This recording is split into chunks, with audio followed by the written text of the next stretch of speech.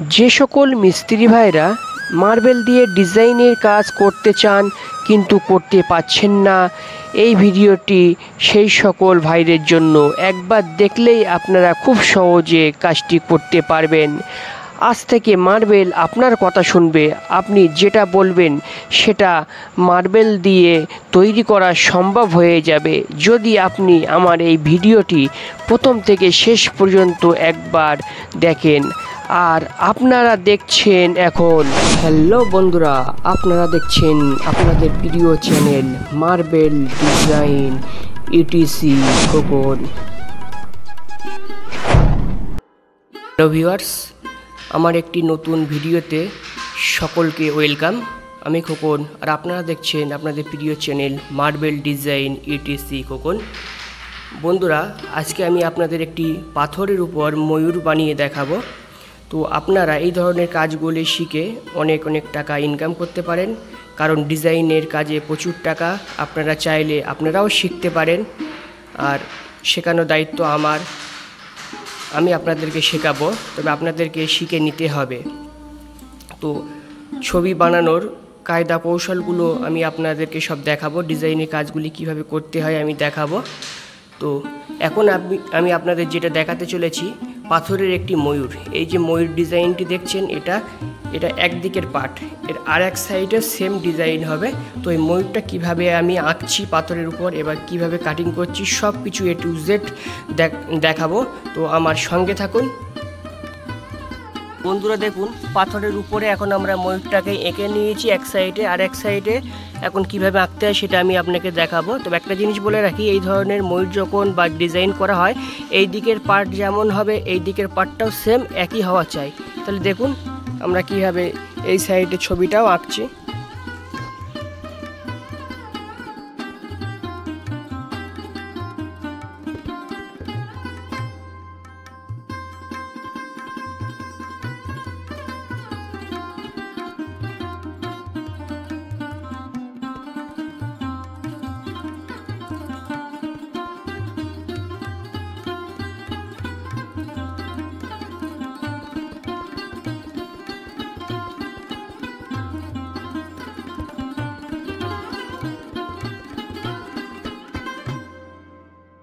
ছবিটা আঁকা হয়ে গেছে। দেখুন এইদিকে যেমন পার্ট আছে ঠিক সেম এই দিকেরও একই পার্ট। তো ডিজাইনের কাজ আপনাকে শিখতে গেলে বা করতে গেলে সবার আগে আপনাকে ছবি আঁকা শিখতে হবে। ছবিটা কিভাবে আঁকতে হয় সেটা না জানলে কিন্তু কাজ অ্যাকুরেট হবে না। এবার আরেকটা বিষয় দেখুন, যখন আমি এটাকে কাটিং করব, তখন কোন অংশগুলো কাটিং করব সেইগুলো একটু ভালোভাবে জানতে হবে। আর যে অংশগুলো বাদ যাবে সেই অংশগুলো আমি এখন মার্ক করে দিচ্ছি, নাহলে কাটার সময় ভুল ভ্রান্তি হয়ে যেতে পারে। যেমন এটা বাদ যাবে, এই অংশটা বাদ যাবে, দেখুন এটা বাদ যাচ্ছে, এইখানে এটা কাটিং হচ্ছে, দেখুন এটা কাটিং হচ্ছে। তো এইগুলো একটু খেয়াল করে কাজ করতে হবে, তা না হলে কাজটা কিন্তু নষ্ট হয়ে যাবে। তো এই ভিডিওর মধ্যে আমি আপনাদের দেখিয়ে দেবো কীভাবে এটা কাটিং করতে হয় এবং কিভাবে এটা বানাতে হয়। সম্পূর্ণ কাজটি আমি আপনাদের দেখাবো, আমার সঙ্গেই থাকুন। দেখুন বন্ধুরা, এই জায়গাটা আমি কিভাবে কাটিং করেছি, ময়ূরের এই যে অংশটা, এই জায়গাটা মেশিনটা আমি কিভাবে চালাবো সেটাই আমি আপনাদের দেখাচ্ছি। তো অনেকে এটা জানার একটা ইচ্ছা থাকে যেটা কিভাবে কাটিং করা হয়, তো আমি সেটাই আপনাকে এখন দেখাবো। এটা অ্যাকচুয়ালি যে ডিল অথবা মোল্ডিং মেশিনে যে ফলা থাকে, ওই ফলা দিয়েই এটাকে কাটিং করা হয়। দেখুন এটা কিভাবে আমি কাটিং করছি।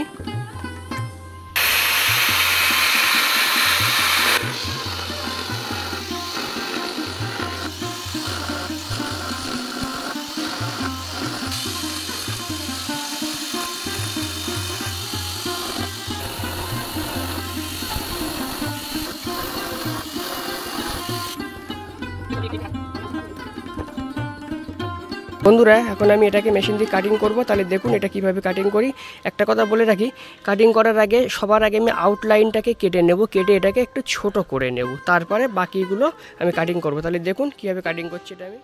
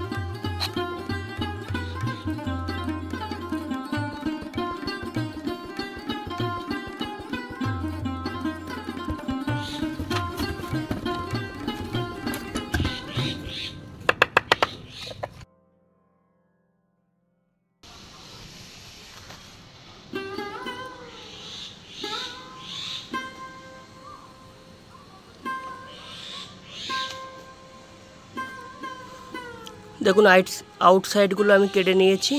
এবারে এটা ফিনিশিং করব। চলুন তাহলে ফিনিশিং করার পরে আমি আপনাদের দেখাই এটা কেমন লাগছে দেখতে। দেখুন বন্ধুরা,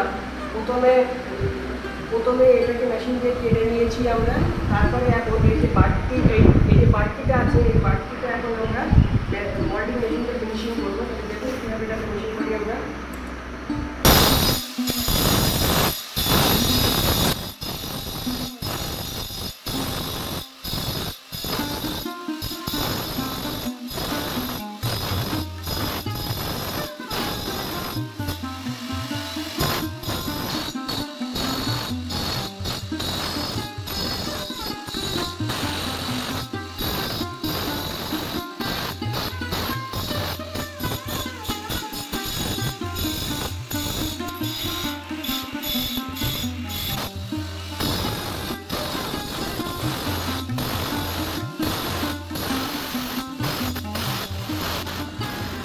দেখুন যতটুকু দাগ আছে ঠিক দাগের বাইরে দিয়ে এটা ফিনিশিং করে নিতে হবে। এইভাবে সম্পূর্ণ কাজটি ফিনিশিং করতে হবে। তারপরে কিন্তু এর উপরে যে খোদাই করা হবে সেই কাজটা করা হবে। তো দেখুন এদিকে আমার সব ফিনিশিং করা হয়ে গেছে, আউটসাইড সব ফিনিশিং করে নিয়েছি।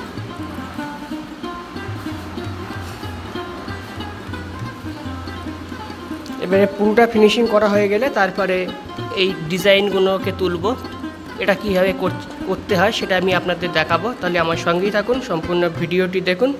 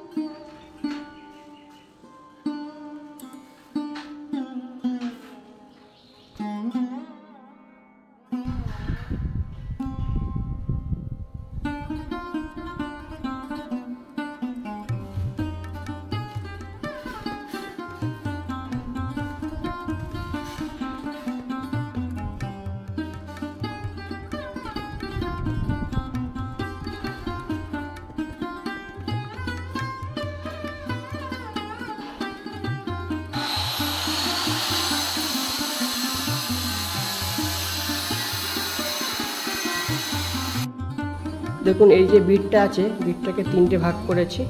এটা 1 ইঞ্চি, এটা 1 ইঞ্চি, এটা হাফ ইঞ্চি আছে। এবারে এটার মিডিল সেন্টার থেকে 1 ইঞ্চি করে দাগ মেরে নিয়েছি। 1 ইঞ্চি করে দাগ মারার পরে এটাকে এইভাবে পাতা ডিজাইন করা হবে। এইভাবে পুরোটাই পাতা ডিজাইন হবে। তো দেখুন এটা কীভাবে আমি করছি।